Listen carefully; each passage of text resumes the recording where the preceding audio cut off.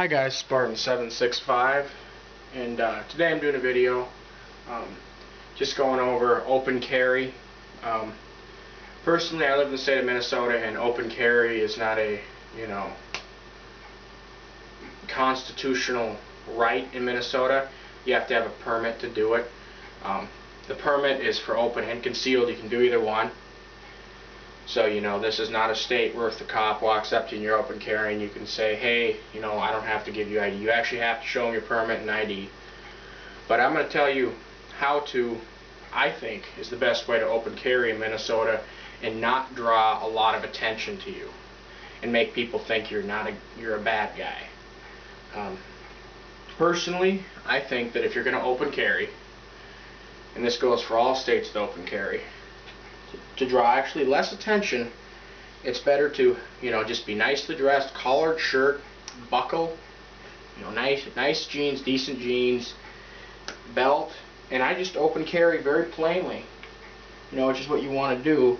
I mean, if you're open carrying and I have magazines on the side, very plainly, you just do it just like that. You're not going to draw a whole lot of attention to you because people are going to think, hey, he looks pretty clean cut, he's not a bad guy, One way you don't want to open carry is if you just take the gun and go like that. We don't want to ghetto it here. I mean, that looks really bad. Okay. Now, even going like this, here, if you pull your shirt up, you just flop it over halfway over the gun like that, and you're walking around. Like that looks bad too. Not as bad as the ghetto, but in my mind, just best to have a tucked in shirt very prominently shown on your side. Won't draw as much attention. And I actually had a deal. I had a cop come up to me one time when I was open carrying. He walked up, first thing he says is, I assume you have the carry permit. And I'm like, yes I do. He goes, can I see it? Showed it to him. Told me to have a nice day. He said, we prefer that you conceal carry. I said, well, the permit's for conceal and open. He goes, yeah, but a lot of the public doesn't like open carry. I said, oh, okay. And then he just, personally, if you have a carry permit, you can carry open or concealed in Minnesota. I don't really care, more or less if people don't like it, as long as you look good and you're not suspicious looking. I don't understand why some people still have a problem with it. You're going to have the liberals that no matter how nice you look or how professional you look or clean cut, you're still going to have the liberals complaining about it. I've heard liberals even complain about the Garda, like the armored truck people. I've even heard the liberals complain about them before for them carrying, which is ridiculous. I mean, they drive an armored truck. They need to carry for sure, But aside from that, we're not going to get into a political debate today. If you want to get into a political debate, you can watch my political opinions videos. Okay. Now, what I'm going to go over next is just my opinions. Again, these are not what anybody has to do or what's better. It's just what I think in my opinions. Now, if you're going to open carry, I think that you should carry the largest caliber that you feel that you can comfortably and safely fire. For me, my favorite caliber is the .45 ACP. It's decently affordable. It's got a good knockdown power, a lot of knockdown power, and it doesn't have a whole lot of deep penetration. So you don't have to worry about the bullet going through the guy and then possibly hitting an innocent bystander if you ever need to use your weapon, to protect yourself. A lot of other calibers out there, 9mm I carry when I conceal. I carry a 9mm, a Ruger LC9.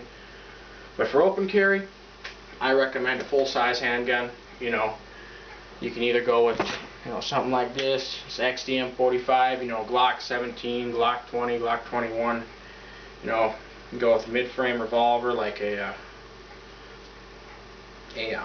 this Taurus Model 84 based off of Smith & Wesson Model 15. Something like this you could open carry. In fact, a lot of the armored car guys actually carry these because they can shoot through They can't shoot through the gun ports on the armored car window with semi-automatics. Like you'll see a lot of, you know, the armored car people walking around carrying these, like if you ever see them in the grocery store or banks. Another option is you can go with the compact, you know, a 3.8-inch barrel instead of, you know, the full 5-inch or 4.5-inch barrel. You know, it's a little nicer. Depends on, you know, what you're doing. You know, if you're getting in a tiny little car, you know, you have this on and mags on.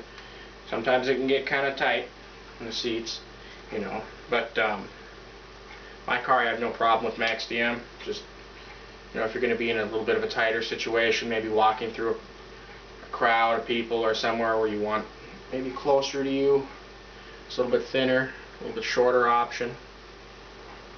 You can go with you know, another large frame revolver, single stack, or not large frame revolver, I'm tired, a full size pistol. This is a 5-inch barrel. This is a CZ52. Just, you know, not necessarily that you need to carry a CZ52 or anything, but it's a single stack, so it's going to be more narrow.